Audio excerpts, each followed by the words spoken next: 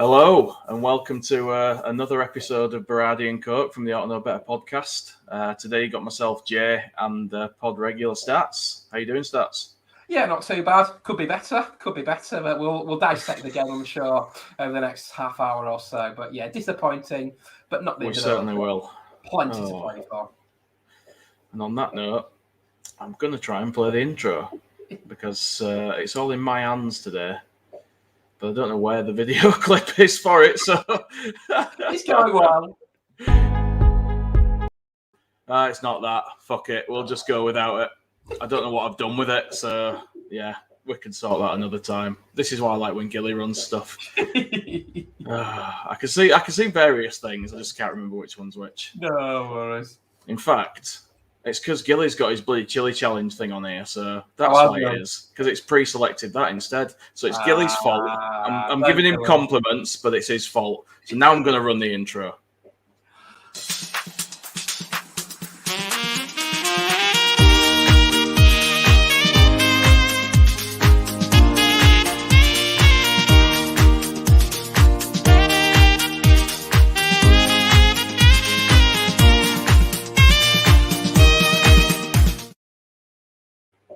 And that were the old intro, but I don't care, Stats, because we're winging it here.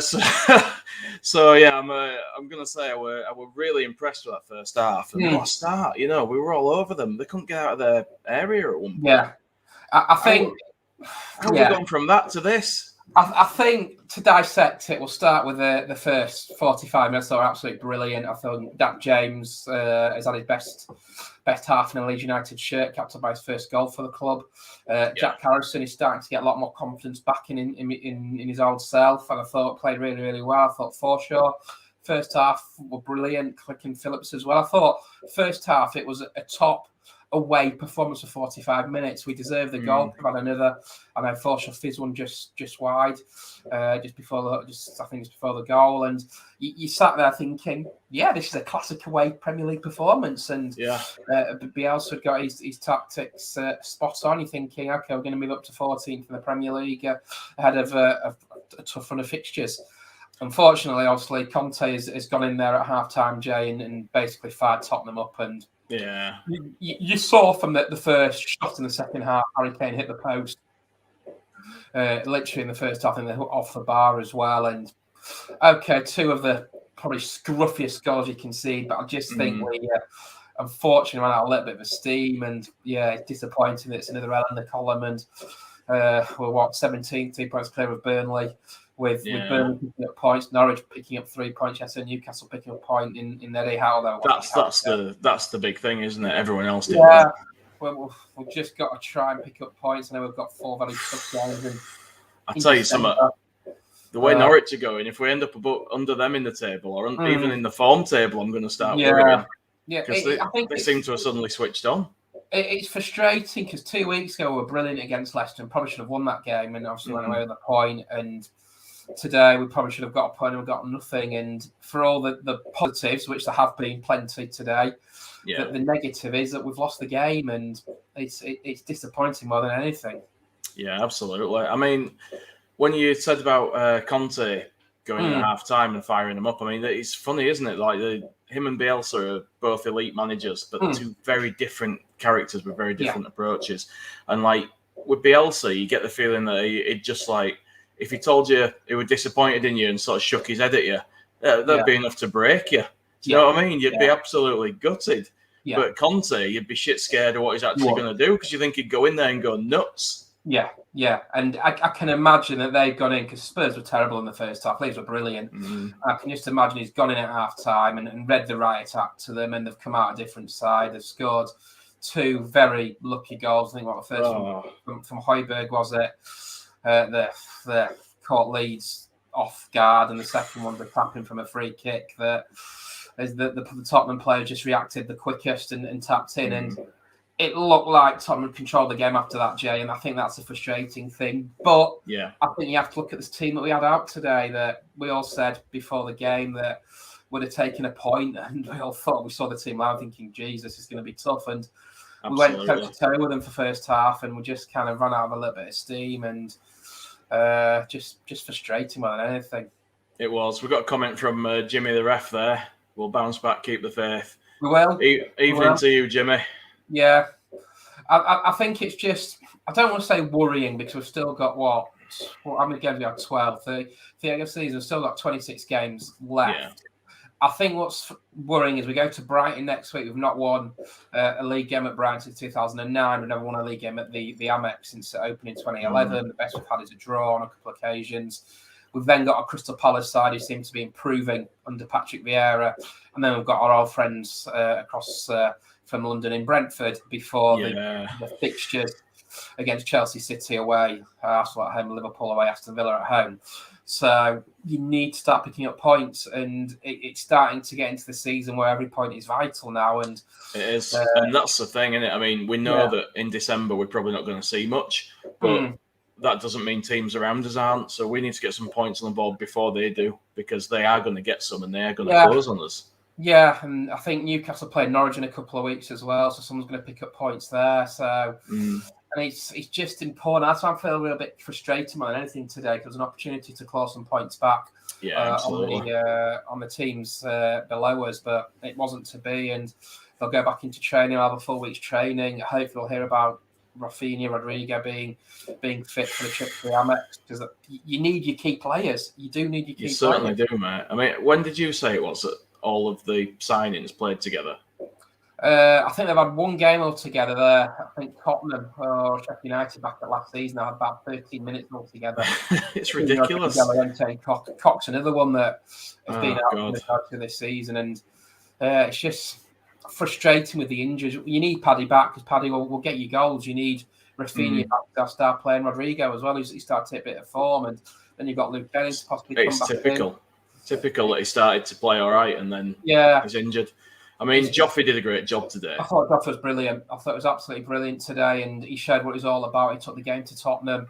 But you can't be relying on these players to do it week in, week out. And you look at the bench today, and I think I put a stat up that apart from Tyler Roberts, who's now made 97 appearances for the club, I think we had 112 appearances on the bench, and 90 odd of them were Tyler Roberts.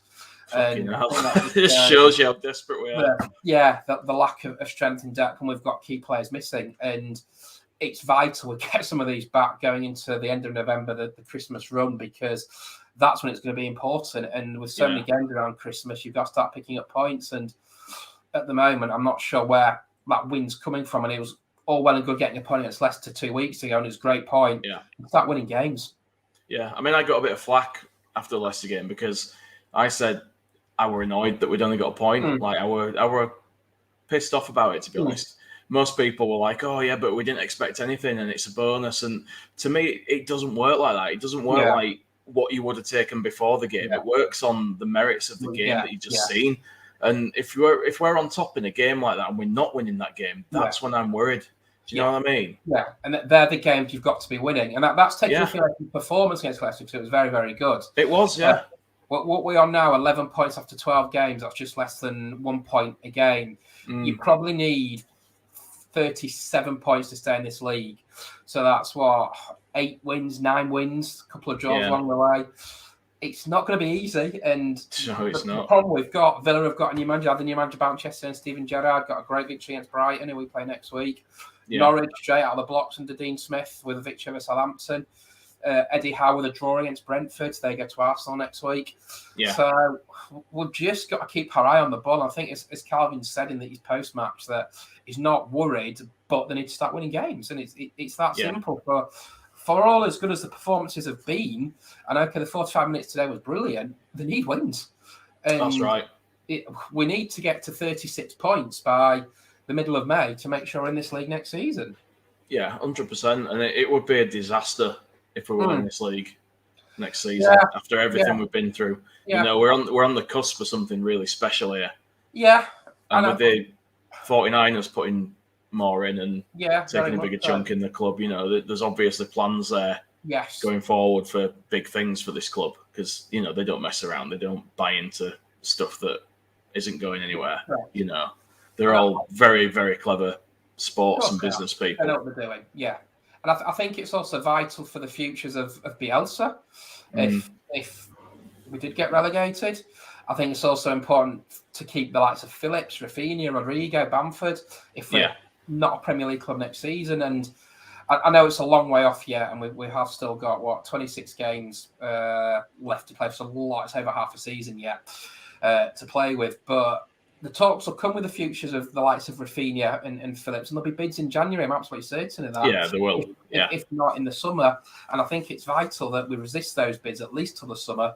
And I could see Newcastle making moves for both, to be honest. Yeah. They'll be pot-shotting bids around all over the place to see who will sell, Absolutely. And I've seen some of the comments from Bielsa this evening that players are going to be worth 25-30 million in January. Now, it is notoriously a very tough transfer window, and I get that. But we're going to have to do something if we want to stay in this league. And I think it's vital that you do overcome that second season syndrome to stay in the league, because then you can really build. You look at Burnley, who I know they're teetering at the moment where they are, but they always seem to get out of the league. They always start bad. They always struggle, and then they have like a run in the last third of the season, don't they? They always do. We can't count on them staying down there. I hope that they do, but we need to look after our results, not worry about other people's. And the frustrating thing is, if we won today, it'd been 3 points behind Man United.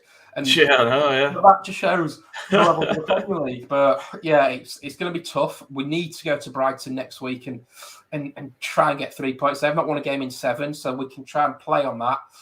But we have got a notoriously horrible record at the Amex, unfortunately, that we'll have a player sent off, concede a penalty or something what's happens down there. We have, but what you've got to bear in mind is almost all the games we played at the Amex in like the last 6 years or something were on a Tuesday night, weren't they? They were always midweek games. Yeah. So I feel like that record's a little bit tainted. Yeah, it was been either Friday night or a Tuesday night. I know last season was a bit of a non-event because there's nothing really riding on the game. The season was done back in May. But it's an opportunity to go and get 3 points. And I'm sure they'll dust themselves off. We'll have the presser probably Thursday with the game being on Saturday to see the fitness of. I don't expect to see Ayling and Bamford back because they're going to have to get up to fitness to get to games. Yeah, they're going to play some 23s out there before they come back. They've been out too long. And I don't know when we'll see Bamford and Ayling back. Hopefully, Rafinha is a short-term thing, and the same with Rodrigo. It's starting to sound like a bit of a broken record with injuries and what have you. But unfortunately, that's the way the cookie crumbles, and we've got to play with the injuries that we've got. Saying that, I do think there is some positives from the game today. Dan James, Jack Harrison, Forshaw, Phillips played really, really well. Forshaw's having a good run. He's been very impressive since he came back. Yeah, I know that Matt loves him. Yeah, he needs a good run of games and what have you. Dallas again starting to get back to his old self, but I just feel they ran out a little bit of steam today, which happens when you've got a fervent home atmosphere like that and Conte playing up to the crowd and what have you. And unfortunately for Leeds, they ended up on the wrong end of the scoreline. It's done now. We can't change the result. We've just got to try and be better next week at Brighton. I've not looked at the fixtures. I know Burnley played Tottenham, I think, on the Sunday. And we obviously play Brighton on the Saturday. So it's an opportunity to try and escape from the bottom 3. And then obviously you've got Crystal Palace at Ellen Road, and they're improving all the time. That's going to be a very tough game. And then we've got the second return of Pontus Jansson to Ellen Road against Brentford, 2 weeks today. So, I tell you, I find it hard to take, knowing that we're seen as a team that people feel they can get results against at the moment. Like, we are one of those teams that other teams are looking at as a potential win. I hate that. It shouldn't be the case. I mean, it's understandable. We are still new to this. We haven't spent fuck tons like some teams have. We haven't. But, I'm a little annoyed at Scum for sacking Solskjaer. Fuck's Solskjaer. For sacking Solskjaer. Because if they'd sacked him a little bit sooner, he could have got the Norwich job, and then we wouldn't have to worry about him. Yeah. Done us up a kipper there. Yeah, and the Michael Carrick in charge, which is a very strange appointment. But that's their prerogative. But hey, listen, hopefully he'll carry on in his mentor's footsteps. Yeah, I know I've got them in February. There's also the thing called the FA Cup coming round in a few weeks. So the draw's in a couple of weeks' time. And it'll be very interesting to see where that lies in the priorities. I think this season, to me, now at the moment, and it could change, is staying by the Premier League. I'm not too fussed for it. It's got to be. It's got to be. Winning the cup means nothing if we're playing Championship football next season and losing all our top players. Correct. Do you know what I mean? It could be the worst thing that happened to us winning the cup. Yeah. Yeah, you look at Wigan, and I know I've got friends who support Wigan, and they'd take nothing away from the day they won the FA Cup. And it was probably an unbelievable day to beat Manchester City as well. Yeah. When Ben Watson scored, and they got into the Europa League as well. And but they've not been back to the Premier League since. So exactly. The balancing act. I know the draw's in a couple of weeks for that. I know that's a story for another day. But the poison chalice. Yes, we've not won a cup tie under Bielsa. We haven't won a cup tie since beating Cambridge back in January 2017 under Gary Monk. Jesus Christ. We lost 2-1 to Newport under Thomas Christiansen. And I think we lost QPR to my head, Arsenal and Crawley. So, I will say, traditionally, we play weaker teams in the cup. Yeah. How do we play a weaker team? Well, who would feature in that fixture? Yeah. That probably might have Archie Gray running around on a free roll doing what he wants, and well, he was on the bench today, and had he been involved, he'd been the youngest ever player in our history after Peter Lorimer, who is the youngest at the moment. But it feels like deflation a little bit today because we played slower on the first half, Jay. I know. It just feels like we threw the game away. Yeah, in patches, we're doing all right in these games. It's putting it together for a 90-minute performance. And the fans were brilliant again today, and fair play for us now go all the way down to Sussex next Saturday for the 5:30 tea time kickoff. We just need some consistency. Yeah. And it's putting wins together. And who knows, that horrible period of fixtures, we might pick up points when we'll least expect it. Having watched Man City today, they are scarily good. Having watched Chelsea yesterday at Leicester, they are scarily good. We all know what Liverpool can do to teams. Arsenal are a bit of an anomaly at times. Got a great run and got picked to pieces by Liverpool yesterday. But we've got 3 very big games coming up now, starting on the South Coast at Brighton next weekend, that could really determine where our season goes. And I think it's pivotal we pick up at least 6 points from those 3 games. I'm not going to say we're going to. No. It's hard to predict these results, but I'm sure we can wind Neil Mopay up next week and go down to Brighton. Let's hope so. Cal's mate Mumpie. Yes. I'm sure Cal coming with his old mate Ben White to wind the Brighton players up. Let's hope so. Looking back at today's game, how did you think Phillips did? I thought he had a really good game. He looked rock solid today. Yeah, it's interesting because I've seen his quotes at the end of the game. He said he wasn't quite sure why Bielsa put him in because they played in a back 3 in a way, didn't they? And I thought it was brilliant. I thought Calvin had no after effects from the trip out to San Marino. He were putting tackles in left, right, and centre today. He was on it. He was. And do you know what? The shackled Harry Kane really, really well. And it's just those 2 lapses of concentration that have cost us for the first goal. And then for the second goal, the Tottenham players just too quick for us. I can't hold that second one against any of our players, to be fair. It was just one of those things. The fact it got that wicked deflection, that's another piece of luck that they got. We seem to suffer a lot with stuff like that at the moment. I know they say you make your own luck and it all evens out and all that business, but we seem to get a lot of stuff like that happens to us. Like we concede really poor goals. Yeah. And it's like, if you look back at the previous 2 games, Norwich we conceded literally straight from kick-off. Leicester we did concede. Yeah. It's so disappointing. Little bit, doesn't it? And it's all the effort it takes for us to score, though, because we seem to wait for a goal to come. And when we do finally score, we can't hang on to it. Yeah, and I think I put a tweet out when the team lineups came out this afternoon. We had 2 goals in that team all season. One from Diego Llorente against Watford, and then one for Matthias Klick against Everton. Also, now Dan James got his first goal. That'll do his power of good. I think that's concerning that we're not scoring enough goals. Yeah, absolutely. Are we too reliant on Rafinha and Rodrigo? Possibly, and I think that probably showed in the second half. And I think we need our best players back. And it's like if you take Mane, Salah, Firmino out of the Liverpool side, you're going to struggle. Of course. Rafinha and Rodrigo out of the team, you're going to struggle for goals. And that's nothing against Joe Gelhardt. I thought it was brilliant today. Yeah, he did a great job. But you need your star players. Yeah, you do. And it's elite football. Of course it is. And I'm delighted for the way that the academy players keep coming through. And obviously, like some McKinstry came on again today. And we've got Drama on the bench, we've got McCarron on the bench, Jack Jenkins on the bench. We just need our players back. You need your hitters back to to have any chance. And I thought it was a brave performance, certainly first 45 minutes. I can't fault any of the players, to be honest with you. I'm not into that game. I thought they played really, really well. But I think, as Calvin said, it's just game management in certain areas of the game and in certain moments of the game. And you wonder, we had Rafinha on that pitch today, it might have been a different outcome. But yeah. I mean, why do we switch off so much? Why do we just lose concentration? I think that's what Calvin said, isn't it, in his interview? That it's concentration at vital minutes of the game. And just really frustrating because we played so well in the first half. And I'm sure...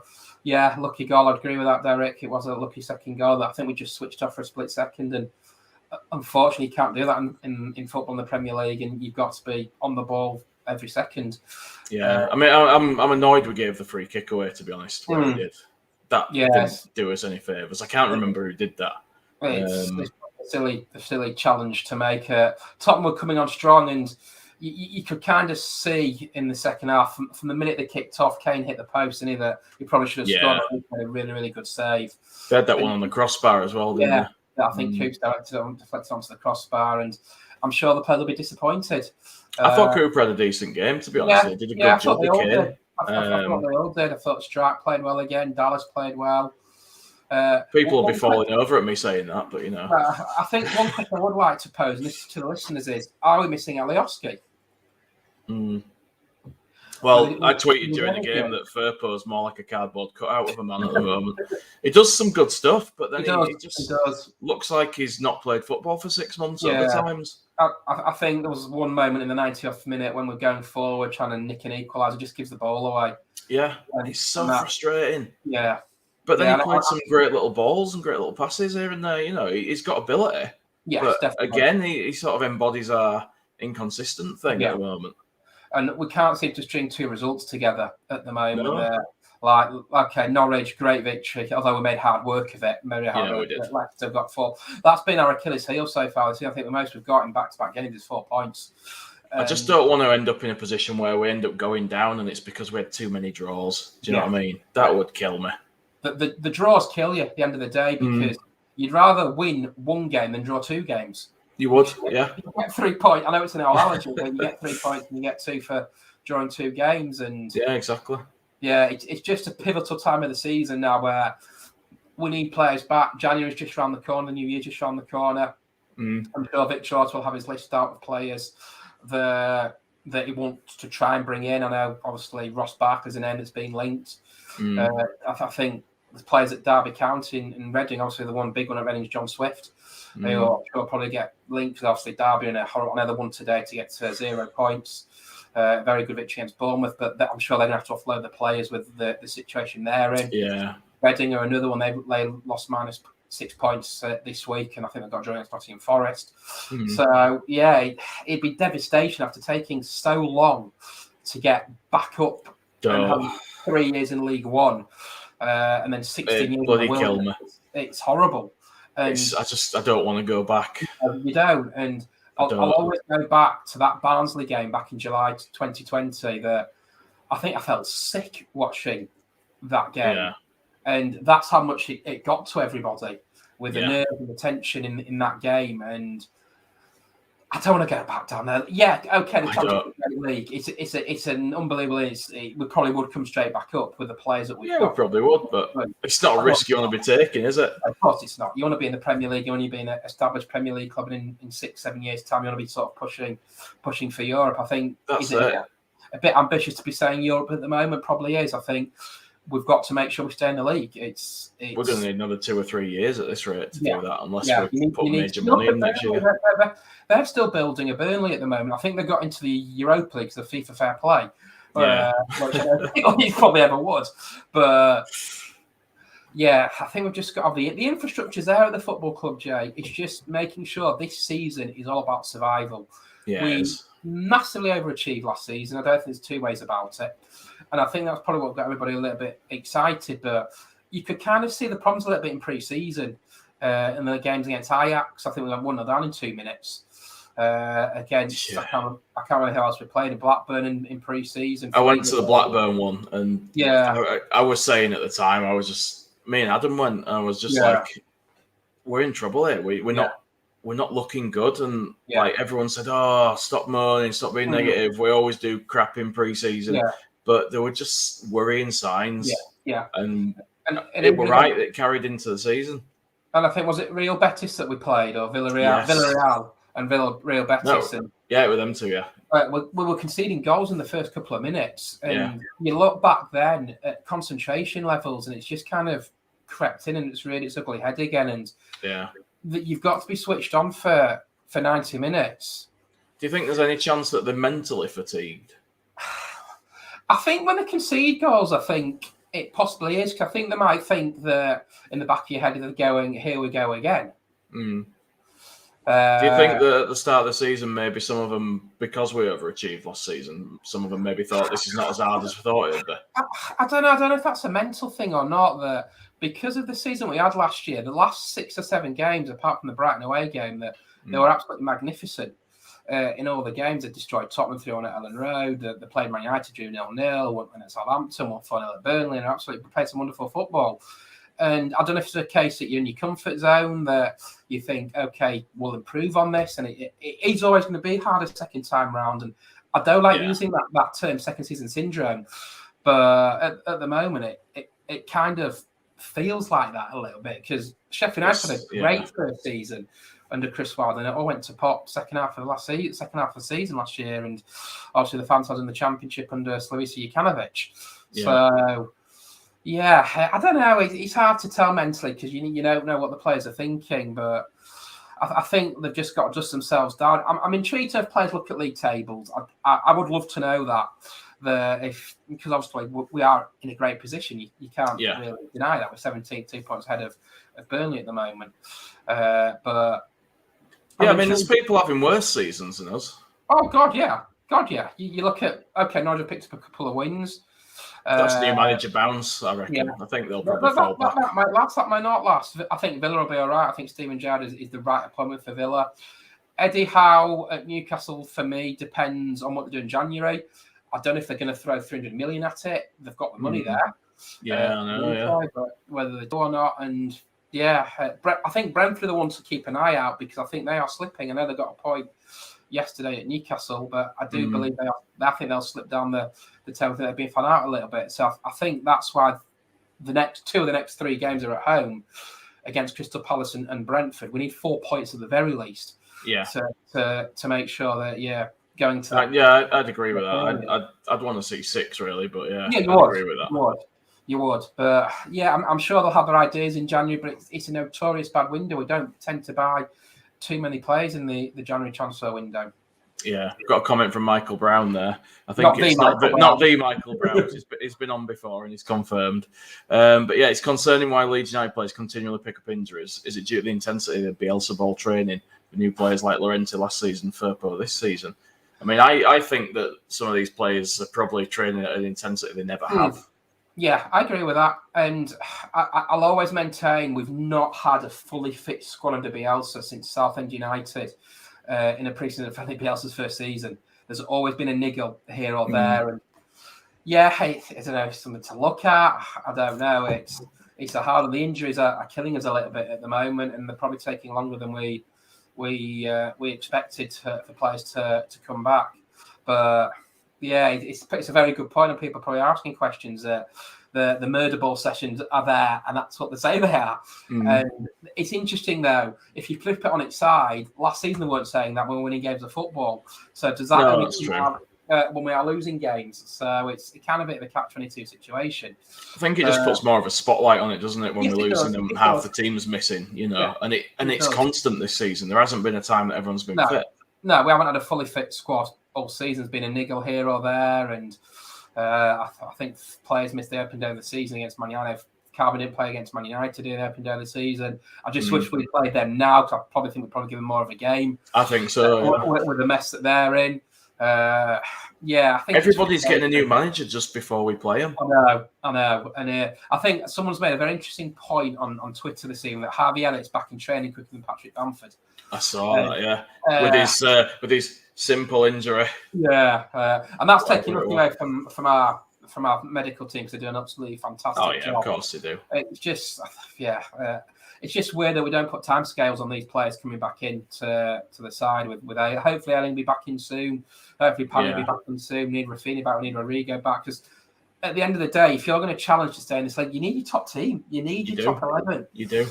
Out there. We have a thin squad. We put all our money in first team players, Yes. And we need them. We need them there. We do.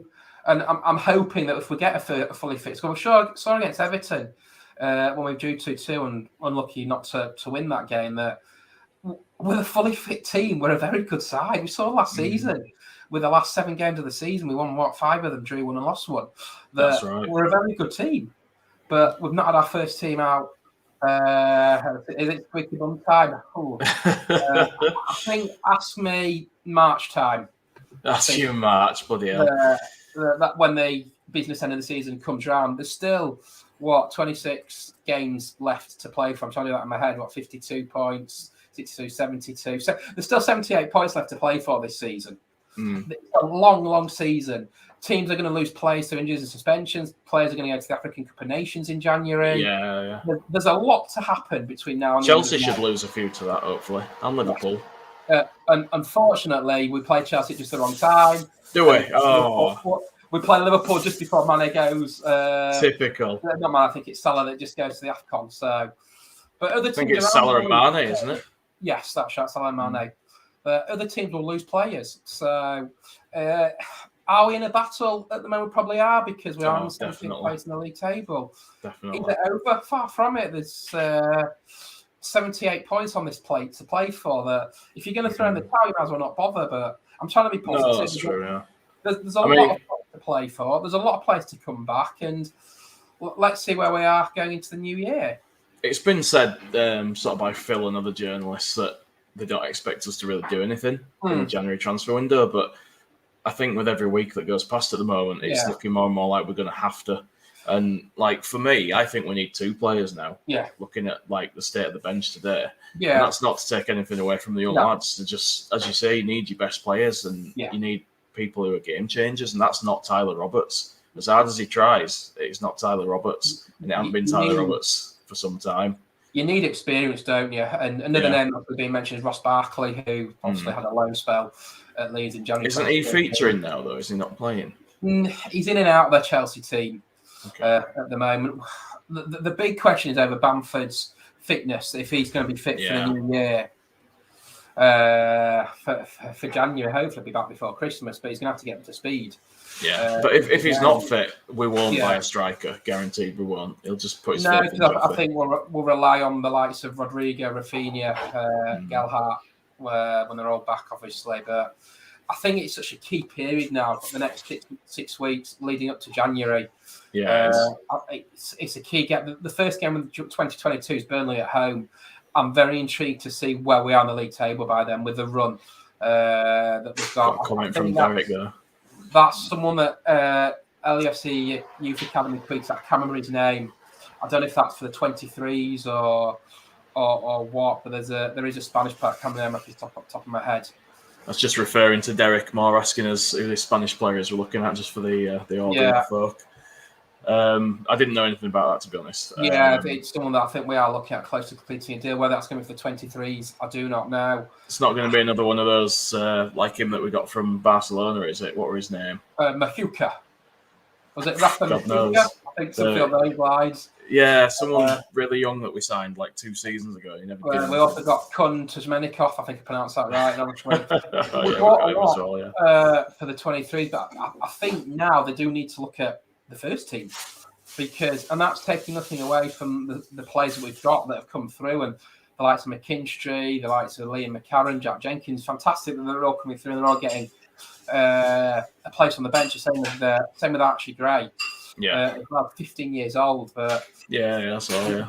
To stay in this league, you need experience. You need experience of the likes of Adam Forshaw, who's been there, done it, got the t-shirt, and they're the players that'll see you over the line, come what may. But you need some quality sprinkled in with those experienced guys. You need the likes of Rafinha and Rodrigo back in your team, Bamford back in your team as well. Yeah.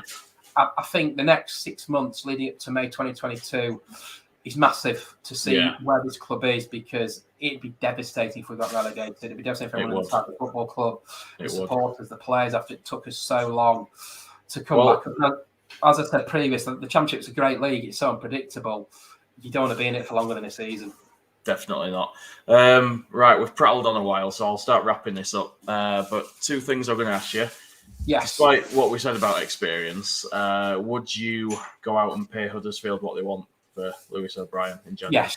Yeah, I think I would. I think it's another body. I think it's someone that I think it's a very, very good talent. Obviously, I think Kevin Sharp's his agent, who is Calvin, or was Calvin's agent. We won't talk about that. Yeah, I would. I think he's a very, very highly rated player. I think it's going to be harder for us to get him now because he's signing been really deal. good for him this season, hasn't it? Yeah, So and I think we're looking at 15 million minimum if we want him. Yeah, and I think they've got a great victory against West Brom yesterday, Huddersfield, and they're improving under Carlos Corberan. They are, yeah. Last thing I was going to ask you. Yes. Who was your man of the match today, if there was one? Dan James. I'd agree with that. I thought it was spry. I thought he took his goal really well. That he was in and around the area. He's got a bit of confidence back, and that goal gave him the power of good. Anyway, taking a lot of shots today as well. I like that, because we're always crying out for people to shoot, and they never do. Yeah. And he had a few good efforts. Dan James for me is probably the one, and hopefully he can only get some more goals. But it's imperative now, Jay, that we're going to get something at Brighton, because we don't have this conversation next week. That's still on 11 points going into the two home games in a week against Crystal Palace and Brentford, which are going to be two absolutely massive games of football. Absolutely. And on that note, I'll bring this show to a close. I think we've got a Statman coming up next week, have we? I believe so, for Brighton, all being well, Thursday night, all being well. Good stuff. And we should have an in off the VAR, I believe. Yes. Don't quote me on that, but I think so. And obviously we'll have the main pod, so come back and join us for another one. And cheers, Stats. It's been a laugh. Thank you. Adios. Oh, and because I played the wrong video at the start, I'm going to play the other one at the end. Brilliant.